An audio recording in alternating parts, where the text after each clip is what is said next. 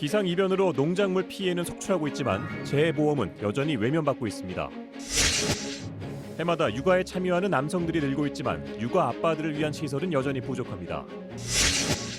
꽃가루와 먼지 등으로 인한 봄철 결막염 환자가 크게 늘고 있습니다.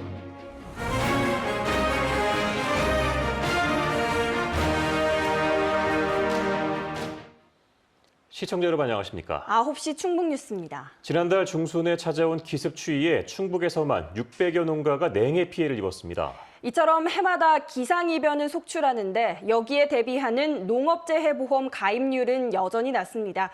꼼꼼히 따져보고 대비에 나서는 건 어떨까요? 이만영 기자입니다. 시설하우스 작물 관리에다 모내기 준비까지 본격적인 영농철을 맞아 분주한 나날을 보내고 있는 정석훈 씨.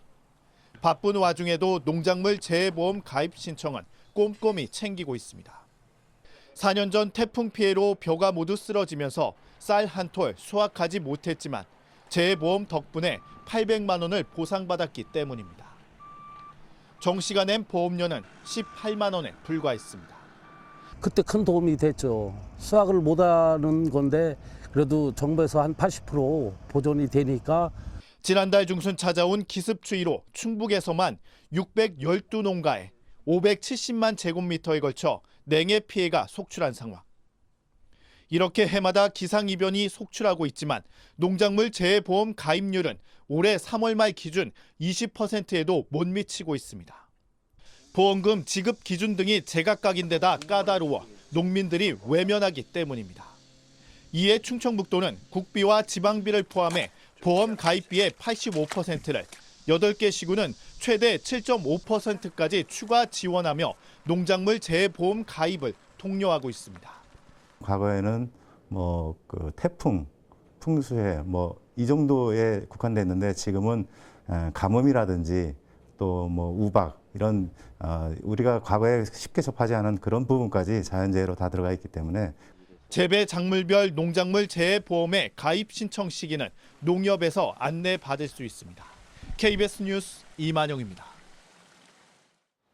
지난해 충북에서 93개 기업이 환경단속에 적발됐습니다. 충청북도는 지난해 49개 기업이 대기환경보전법을, 44개 기업이 물환경보전법을 위반하는 등 모두 93개 기업이 환경법규 위반 등으로 행정기관의 환경단속에 적발됐다고 밝혔습니다. 적발 기업 중에는 SKC와 SK이노베이션 등 대기업이 포함됐고 대부분의 처분은 경고나 과태료에 그친 것으로 나타났습니다. 어제는 어린이날이었는데요. 최근 육아에 참여하는 아빠들이 늘어나면서 가정의 모습도 달라지고 있습니다. 남성의 적극적인 육아 참여는 아이들뿐 아니라 아빠 본인에게도 좋은 영향을 끼친다고 하는데요. 민수아 기자가 전합니다. 육아휴직 석 달째를 맞은 김원열 씨. 3살, 5살짜리 아이들을 돌보며 집안일도 돕습니다. 휴직을 결정하기까지 고민도 많았지만 아이들과 아내와 함께 소중한 시간을 보내며 후회는 전혀 없습니다. 직장의 일상에 쫓기지 않고 아빠와 남편의 자리를 온전히 찾게 됐기 때문입니다.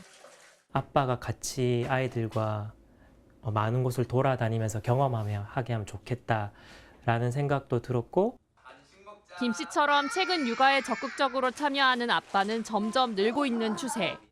2014년부터 지난 5년간 충북 지역 남성 육아휴직 수급자도 뚜렷한 증가세를 보입니다. 주변에 또 쓴다고 했을 때 좋은 결정이다라고 다들 이렇게 얘기해 주셔서 좀 더 마음 편했던 것 같아요.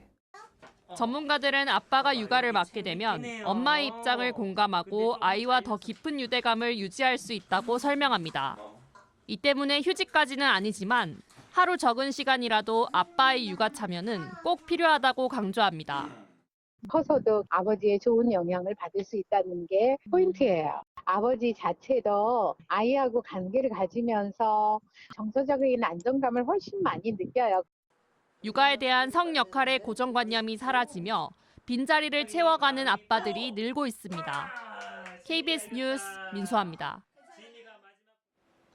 이처럼 남성의 육아 참여는 빠르게 늘고 있지만 육아 아빠들을 위한 시설은 여전히 부족한 실정입니다.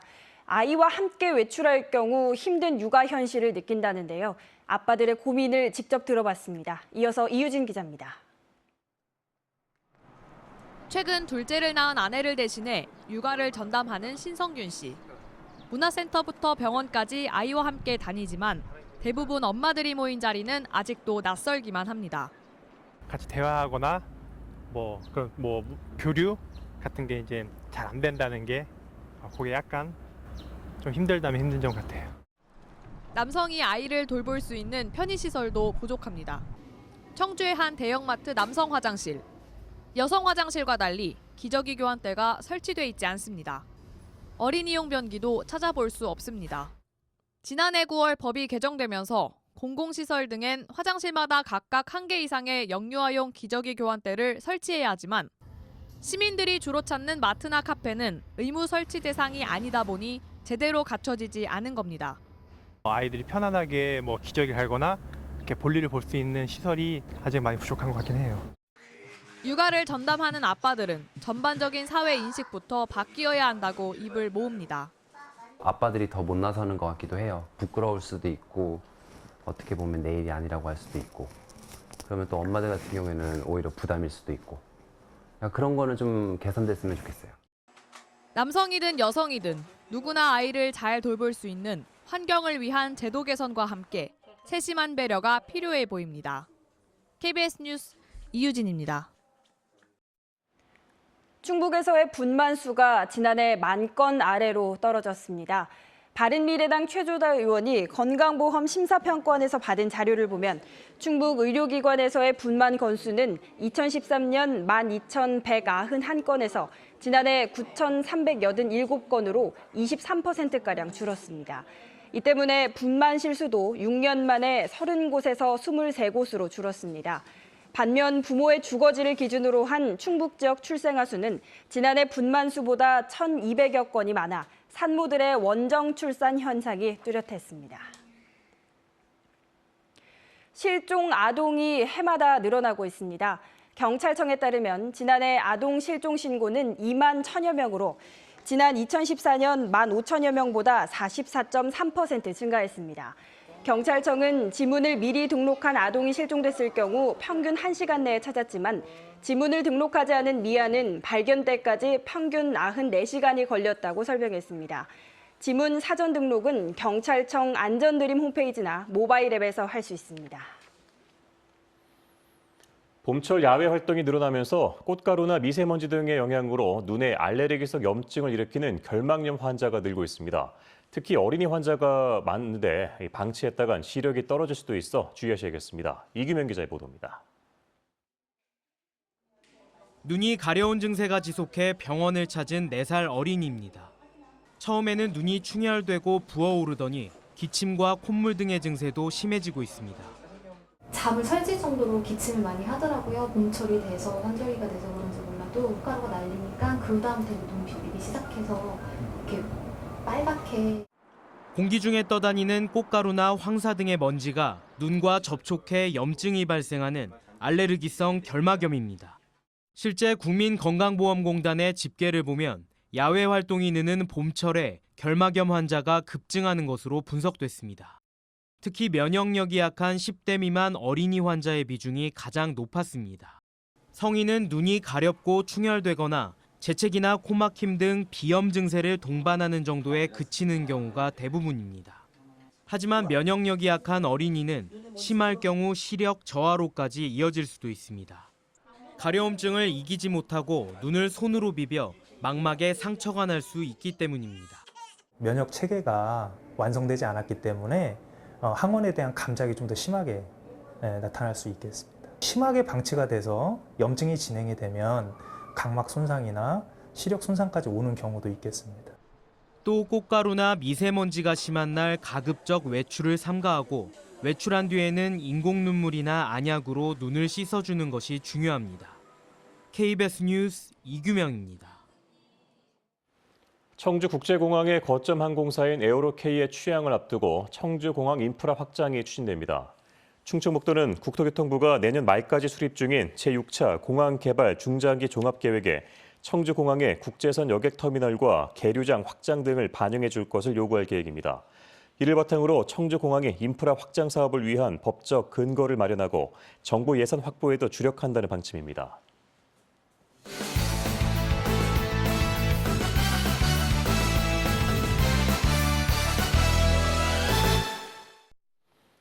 토사 유실로 통제됐던 청주 영덕 고속도로 차량 통행이 일부 재개됐습니다. 한국도로공사는 보은 나들목에서 회인 나들목 구간 청주 방향 2개 차로 가운데 1개 차로의 통행을 오늘 오전 10시부터 재개한다고 밝혔습니다. 나머지 1개 차로는 비탈면의 안전성이 확보된 후 개통할 예정이라며 운전자들은 가급적 다른 노선을 이용해 줄 것을 당부했습니다. 어제 오후 6시 40분쯤 청주 영덕 고속도로 회인 나들목 부근 비탈면에서 토사가 유실되면서 오전 1시부터 청주 방향 보은 나들목에서 회인 나들목까지 10km 구간이 전면 통제됐습니다.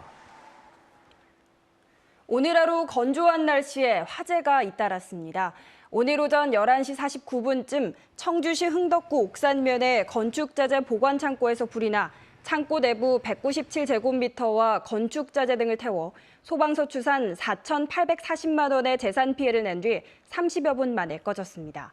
오후 2시 32분쯤에는 영동군 영동읍 설계리의 야산에서 화재가 발생해 임야 0.5헥타르와 유실수 등이 불에 탔고 옥천군 동이면에서는 오후 3시 8분쯤 주택 옆 비닐하우스에서 불이 나는 등 화재가 잇따랐습니다.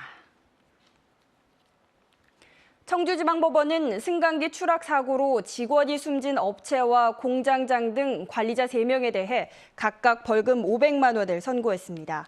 앞서 지난해 1월 청주 모 제지공장에서 2층에 있던 화물 승강기가 떨어져 아래에서 고장 수리를 하던 직원 1명이 숨졌습니다.